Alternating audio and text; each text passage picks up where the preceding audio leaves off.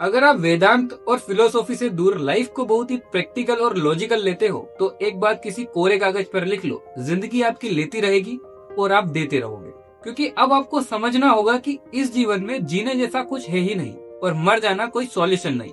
अगर आप बुद्धिमान और टैलेंटेड भी हो तब भी आप सिर्फ पैसा ही कमा सकते हो, उससे ज्यादा कुछ नहीं, और वो भी किसी के नीचे ही रहकर। फिलोसॉफी और वेदांत से दूर इस दुनिया के पास बस यही एक चीज है आपको देने के लिए, और इसके बदले में जिंदगी तुम्हारी लेती रहेगी और तुम देते रहोगे। तुम्हें लगता है तुम लाइफ में आगे बढ़ रहे हो, पर असल में तुम सिर्फ एक मशीन बन चुके हो जिसका इस्तेमाल कोई और कर रहा है। अब तक तुमने क्या किया? 2 पैसे कमा लिए, 4 दोस्त बना लिए, कहीं घूमने निकल गए, कुछ खा पी लिया, एक्स ने तुम्हारी औकात याद दिलाकर तुम्हें छोड़ दिया तो रात को अकेले में रोगा लिया, और फिर अगली सुबह सोशल मीडिया पर दिखने के लिए बहुत सामाजिक और खुश होने का नाटक कर लिया। बस यही है तुम्हारी वो महान प्रैक्टिकल लाइफ। इसी तमाशे को तुम सक्सेस कहते हो।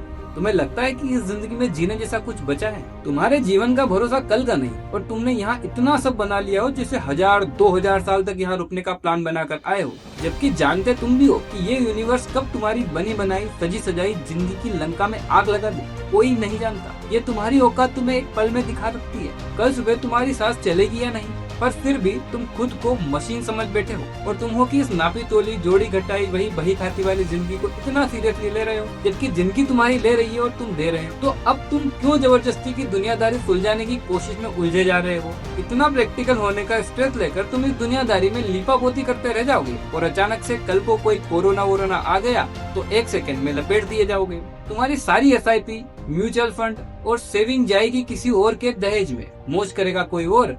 जिस पैसे के लिए तुमने अपनी पूरी जिंदगी इस मैट्रिक्स की गुलामी में निकाल दी, वो पैसा किसी और की अय्याशी का जरिया बन जाए। बस इतना समझ लो कि इस सड़ते हुए वही खाते वाली प्रैक्टिकल लाइफ में तुम्हारी कोई औकात नहीं है, और वेदांत के बिना तुम सिर्फ एक कैलकुलेटर हो। वेदांत और फिलोसॉफी कोई बुढ़ापे में पढ़ने वाली किताब नहीं है, ये वो इकलौता है कि जो तुम्हें इस मैट्रिक्स के बाहर से इस तमाशे को देखना सिखाता है। ये तुम्हें बताता है कि इस गेम को खेलना कैसे है बिना इस गेम का गुलाम बने। अगर इस नंगी सच्चाई को आंतों में उतारने की औकात बची है तो अपनी झूठी प्रैक्टिकल दुनिया के नशे से बाहर आओ, वरना जाओ अपनी उसी एक्सेल शीट और सेविंग अकाउंट में उलझे रहो। जिंदगी तुम्हारा इंतजार कर रही है, तुम बस देते रहो और वो मजे से लेती रहेगी।